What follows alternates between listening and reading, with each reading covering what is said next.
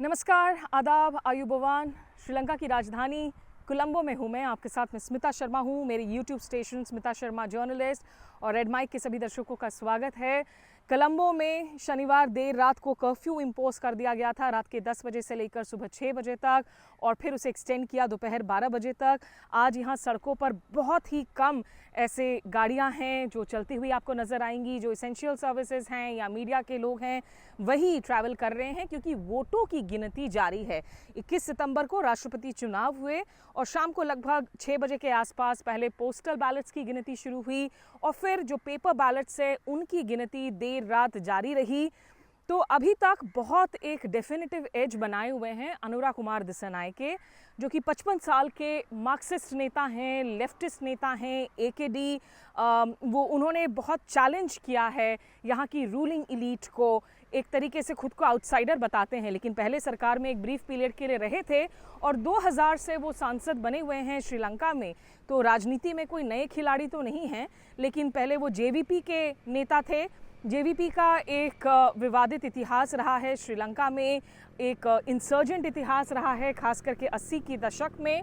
लेकिन अब जो उनकी पार्टी है नेशनल पीपल्स पावर, उनका कहना है कि ये पहली बार ऐसा होगा कि जब वो जीत कर आएंगे तो the power will move to the citizens, कि आम नागरिकों के हाथ में सत्ता की ताकत होगी।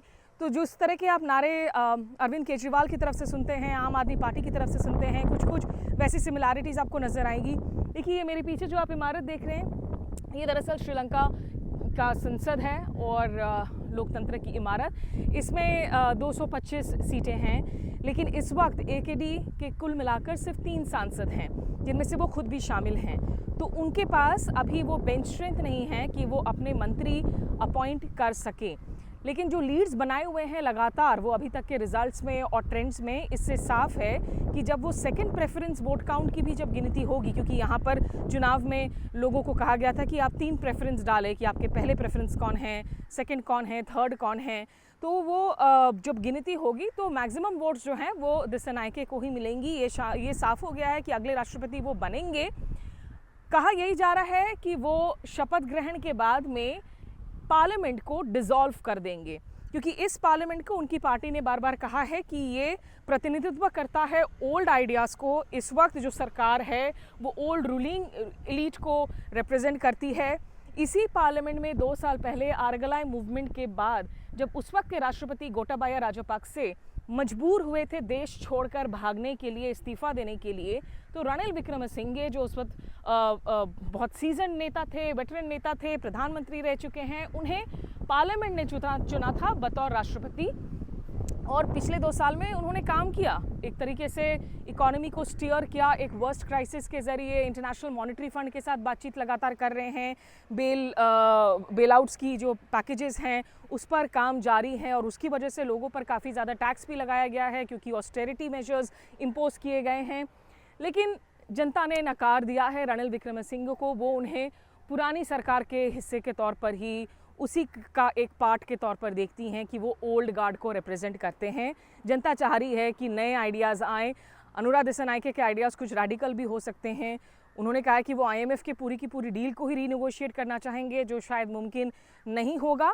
लेकिन जब वो पार्लियामेंट डिसॉल्व कर देंगे तो उसके बाद 60 दिनों के अंदर यहाँ संसदीय चुनाव होने होंगे और उन संसदीय चुनावों में निश्चित रूप से उनको यही उम्मीद रहेगी कि वो ज़्यादा भारी मतों के साथ यहाँ पर जीत कर आएँ, ज़्यादा सांसदों के साथ आएँ, तो उनकी कैबिनेट का चुनाव भी आसान होगा, बेंच स्ट्रेंथ भी मजबूत होगी। लेकिन काफ़ी इंटरेस्टिंग है, क्योंकि 5 साल पहले तक जो वोट शेयर है उनकी वो 3% के लगभग थी मुल्क में, और आज अगर आप देखें अभी तक जो नतीजे आ रहे हैं 40% से ज़्यादा का वोट शेयर उन्हें हासिल हुआ है।